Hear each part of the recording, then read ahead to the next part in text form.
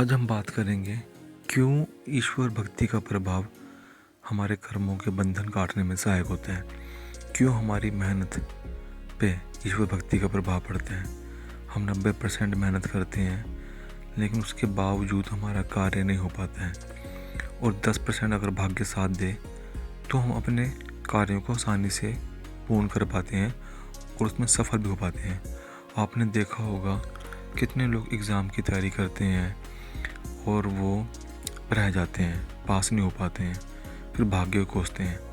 अब हम बात करते हैं इस भाग्य को बनाया कैसे जाए, क्योंकि प्रारब्धवश हमारे कुछ पाप कर्मों का दंड हमें मिलता है, जिससे हम जितना मर्जी मेहनत कर लें वो कार्य हमारे सिद्ध नहीं हो पाते हैं।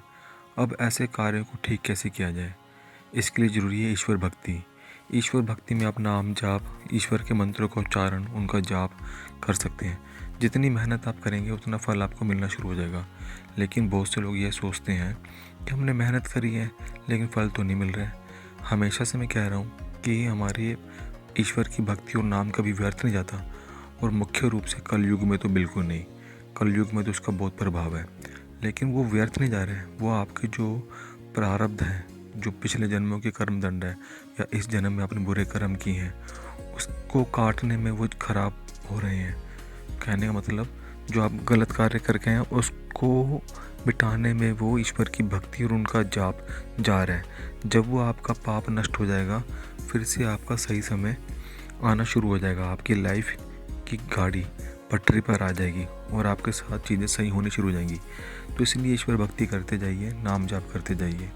जब आपके पाप कटने शुरू हो जाएंगे फल आपको दिखना शुरू हो जाएगा। वो कोशिश कीजिए, गलत कामों को छोड़ दीजिए। नशा, व्यसन, गलत कार्य, किसी स्त्री पे गलत नज़र रखना, ब्रह्मचर्य का पालन कीजिए, तो ही आपके कार्य बनने शुरू होंगे। ईश्वर के प्रति सच्चे मन से समर्पित रहिए और ईश्वर जिन कार्यों को सही कहता है उनका पालन कीजिए। यह नहीं कि लोगों ने जो कह दिया है अपनी मर्जी, माई लाइफ माई रूल, यह नहीं चलेगा। तो आप देखेंगे आपका जीवन भी सफल होगा और आप आगे बढ़ते जाएंगे। तो मेरा यही आपसे कहना है कि आप बैठ के ईश्वर का नाम जाप कीजिए उठते बैठते, और सुबह शाम ईश्वर की भक्ति कीजिए, पूजा पाठ कीजिए। ईश्वर को उनसे संबंधित पूजा विधि के अनुसार कुछ चढ़ाइए, पुष्प चढ़ाइए, जल अर्पित कीजिए, नैवेद्य अर्पित कीजिए, धूप दीप उनको समर्पित कीजिए। अगर नहीं होता है तो नाम जाप तो करते रहिए, भक्ति करते जाइए। किसी भी ईश्वर का नाम जिसमें आपकी श्रद्धा है उनका नाम जाप करिए। आप स्वयं देखेंगे कि कुछ महीने पश्चात आपको उसका रिजल्ट मिलना शुरू हो जाएगा। लेकिन कोशिश कीजिए अपने कर्मों को भी ठीक रखने की, यानी इधर से आप ईश्वर की भक्ति कर रहे हैं, उधर से आप कर्म गलत कर रहे हैं। तो वो जो आप गलत कर्म कर रहे हैं, तो आप जो जाप कर रहे हैं वो जाप आपकी गलत कर्मों को मिटाने में ही चला जाएगा। फिर आप कहेंगे हमें रिजल्ट नहीं मिल रहा है।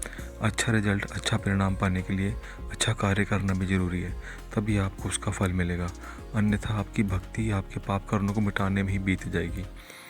इसलिए अगर आप चाहते हैं कि आप पुण्य अर्जित करें तो ईश्वर की भक्ति कीजिए। जब वो आपके पाप कटने शुरू हो जाएंगे तो भक्ति का पुण्य इतना अर्जित होगा कि वो आपके काम बनाने शुरू कर देगा। संकल्प लेके जाप कीजिए तो आप देखिएगा कि आपके कार्य किस प्रकार से बनने शुरू होते हैं। और आपका भाग्य बनाने वाले तो स्वयं ईश्वर ही हैं, और वो आपका जब भाग्य बनाएंगे तो आप किसी भी परीक्षा में पास होना शुरू हो जाएंगे, वो कार्य बनेगा। व्रत कीजिए। व्रत का मतलब ये नहीं कि कुट्टू के आटे के पकोड़े, साबूदाने की खिचड़ी आप बना रहे हैं और तरह तरह का प्रसाद बना के अपने पेट को सुकून दे रहे हैं। व्रत का मतलब होता है कोई ऐसा कार्य करना जिसमें आप ईश्वर को दिखा रहे हैं कि हम आज आपके लिए अपने आप को तप करेंगे, अपने आप को कुछ दिखाएंगे कि आपके लिए हम कुछ छोड़ सकते हैं। जैसे मोबाइल छोड़ दिया, 2 दिन के लिए नहीं चलाना, ये कह सकते हैं कि व्रत लिया है। जैसे भीष्म पितामह का नाम देवव्रत का लाया गया था, क्योंकि उन्होंने प्रतिज्ञा ली थी कि आजीवन ब्रह्मचर्य का पालन करेंगे। आप तो कुछ भी खाते रहते हैं, फिर कहते हैं आज हमने व्रत किया है। व्रत का मतलब है कि एक टाइम खाना खाइए या पूरा दिन बिना पानी बिना भोजन का रहिए, ताकि ईश्वर देखे कि आप उनके प्रति निष्ठावान हैं और भक्ति कर रहे हैं। उम्मीद करता हूँ आप मेरे इशारे को समझेंगे और इस दिशा में आगे बढ़ेंगे। तो आप अपना भाग्य स्वयं बना सकते हैं ईश्वर की भक्ति करके। ईश्वर की भक्ति कीजिए, नाम जाप कीजिए उठते बैठते, गलत संगति से दूर रहिए, जीवन में फ़र्क आएगा। बाकी तो कलयुग का प्रभाव आप पे है, आप नहीं समझेंगे, आप बोलेंगे नहीं माई लाइफ माई रूल, कुछ नहीं होता है।